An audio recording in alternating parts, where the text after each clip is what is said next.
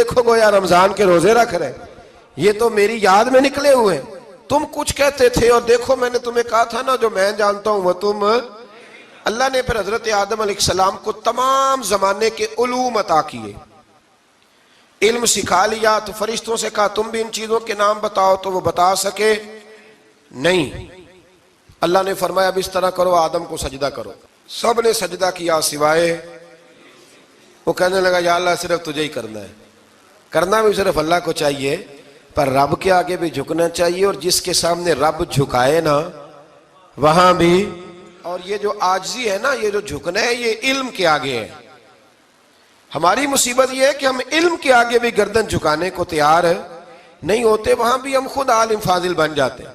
تو فرمایا کہ سب سے کہا سجدہ کرو، سب نے سجدہ کیا سوائے ابلیس کے، تو پھر ہوا کیا وَكَانَ مِنَ الْكَافِرِينَ، وہ کافروں میں سے ہو گیا۔ پھر اللہ نے حضرت آدم کو اور جناب حوا کو نا مقام دے دیا جنت میں رہنے کے لیے، اور کہا سارا کچھ کھانا، درخت کے قریب نہ جانا۔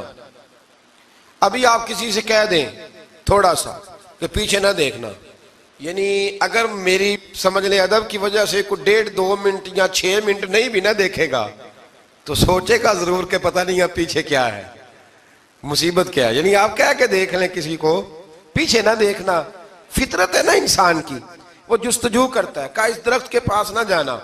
تو حضرت حوا سلام اللہ علیہ کہتے ہیں دل میں خیال رہتا تھا کہ آخر ہے کیا درخت کے پاس۔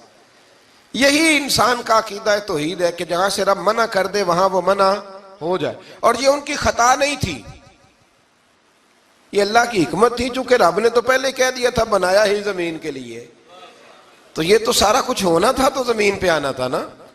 تو حضرت حوا اور جناب آدم کے پاس شیطان آیا، اب اس کو نکال تو دیا تھا پر ابھی اس کا جنت میں آنا جانا بند نہیں ہوا تھا، یہ بھی اللہ کی حکمت تھی۔ تو وہ کہنے لگا تمہیں پتہ ہے بعد میں مر جاؤ گے؟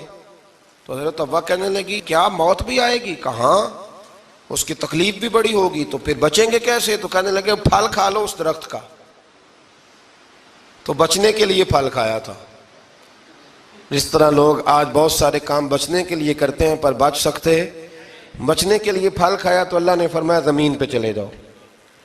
تو حضرت آدم زمین پہ آئے، پھر کئی 100 سال روتے رہے، فَتَلَقَّى آدَمُ مِن رَبِّهِ کَلِمَاتٍ، تو پھر اللہ نے خود ہی جناب آدم کو کچھ کلمے سکھائے۔ علامہ اسماعیل لکی فرماتے ہیں وہ کلمے یہ تھے کہ حضرت آدم نے میرے نبی کا وسیلہ پیش کیا، تو اللہ کریم نے جناب آدم کی دعا کو مقبول فرما لیا۔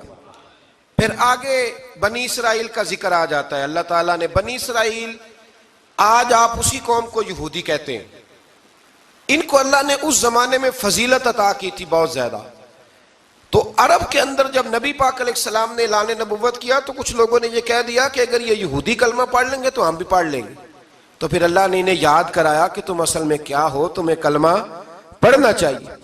تو اہل یہود کا تذکرہ کرتے کرتے رب کریم نے ایک بات یہ بھی ارشاد فرمائی کہ تم لوگوں کو تو کہتے رہے ہو کہ وہ نبی آنے والے ہیں، وہ نبی آنے والے ہیں، اور جب آ گئے ہیں تو ماننے کو تیار نہیں ہو۔ تو فرمایا تأمرون الناس بالبر وَتَنْسَوْنَ أَنفُسَكُمْ وَأَنْتُمْ تَتْلُونَ الْكِتَابَ، لوگوں کو بھلائی کا حکم دیتے ہو اور اپنے آپ کو بھول جاتے ہو، افلا تعقلون، تمہیں عقل نہیں؟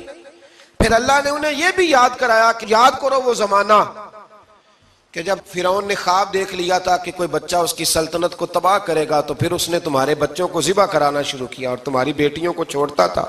فرمایا یہ بھی تو تم نے دیکھا، میں نے تمہیں پھر تم سے کہا جہاد کرو قوم عمالقہ کے خلاف، تو مقام طیہ میں جا کے یہ لوگ کہنے لگے ہم سے جہاد نہیں ہوتا۔ اللہ نے انہیں ایک میدان میں قید کر دیا۔ بڑی دلچسپ بات، قید تو لوگ ہوتے ہیں نا چار دیواری میں، تو اللہ نے بنی اسرائیل والوں کو جب انہوں نے کہا ہم جہاد نہیں کریں گے تو اللہ نے میدان میں قید کر دیا۔ میدان میں، یہ یاد رکھیں، جب انسان اللہ کی نافرمانی کرتا ہے تو اسے ایسی قید ملتی ہے جس کا اس نے تصور بھی نہیں کیا ہوتا۔ ایک میدان ہے مقام طیہ، قید ہو گئے، سارا دن سفر کرتے تھے، سارا دن، تو رات کو تھک کے سوتے تھے، صبح اٹھتے تھے نا جب تو وہیں ہوتے تھے جہاں کل صبح چلے تھے۔